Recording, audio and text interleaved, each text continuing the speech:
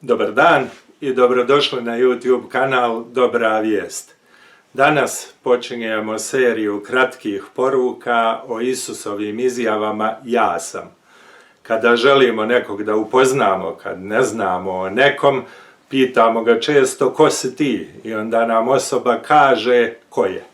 Isus nas ne ostavlja u neznanju.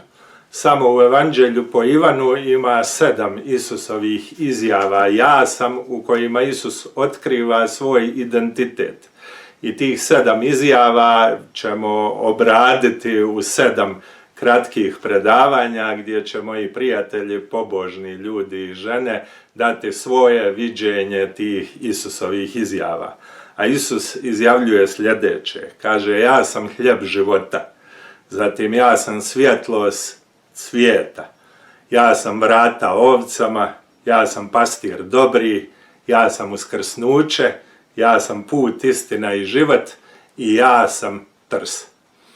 Isus u Bibliji, u Evanđeljima jasno izjavljuje svoje božanstvo. Pa tako recimo u 10. poglavlju Ivanovog Evanđelja u 30. stihu on kaže ja i Otac jedno smo. I u stihovima nakon tog 30. stiha čitamo da su Židovi u to vrijeme odmah htjeli da ga kamenuju zbog bogohule. Isus je jasno izjavljivao da je on Bog.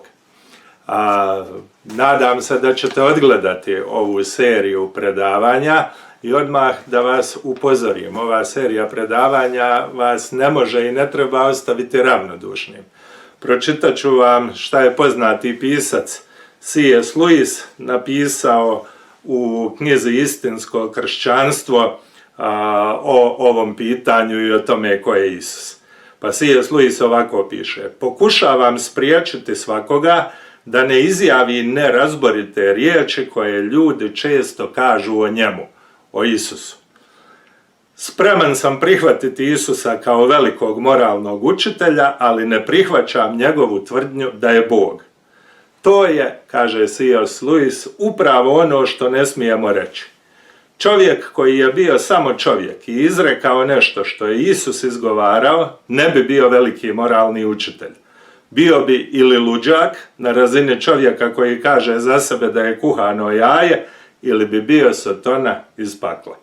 Moraš odlučiti, ili je ovaj čovjek bio i jest sin Božji, ili je luđak, ili nešto još gore. Možeš ga smatrati budalom, možeš ga pljuvati i ubiti, ili možeš pasti na koljena i zvati ga Gospodinom i Bogom. Samo nemoj govoriti o njemu kao o velikom ljudskom učitelju. On nam nije ostavio tu mogućnost. Nije ni namjerava. Dakle, Biblija nam jasno govori šta je Isus tvrdio da jeste. Odgledajte ovu seriju predavanja i zaključite za sebe. Neka vas Bog blagoslovi.